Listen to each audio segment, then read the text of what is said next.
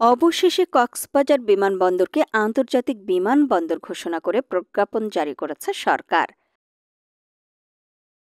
সংশ্লিষ্ট সূত্র বলছে, প্রধান উপদেষ্টার চূড়ান্ত অনুমোদনের পর এই প্রজ্ঞাপন জারি করা হয়। 12 অক্টোবর বেসামরিক বিমান পরিবহন ও পর্যটন মন্ত্রণালয়ের CA-1 শাখা থেকে যুগ্ম সচিব আহমেদ জামিল স্বাক্ষরিত এ প্রজ্ঞাপন জারি করা হয়।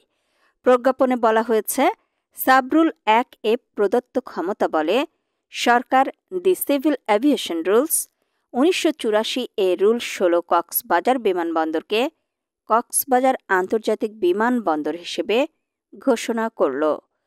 যুগ্ম সচিব আহমেদ জামিলের সই করা ওই প্রজ্ঞাপনে বলা হয়, the civil aviation rules 1984 rule 16 subrule 1-এ প্রদত্ত ক্ষমতা বলে সরকার কক্সবাজার বিমানবন্দরকে কক্সবাজার আন্তর্জাতিক বিমানবন্দর হিসেবে ঘোষণা করল। জনস্বার্থে জারি করা এ আদেশ অবিলম্বে কার্যকর হবে। উল্লেখ্য, 2009 থেকে 2013 সালে কক্সবাজার বিমানবন্দরের উন্নয়ন কাজ শুরু হয়। পরবর্তীতে 2015 সালে আন্তর্জাতিক মানে উন্নীতকরণের নতুন ধাপ যোগ হয়।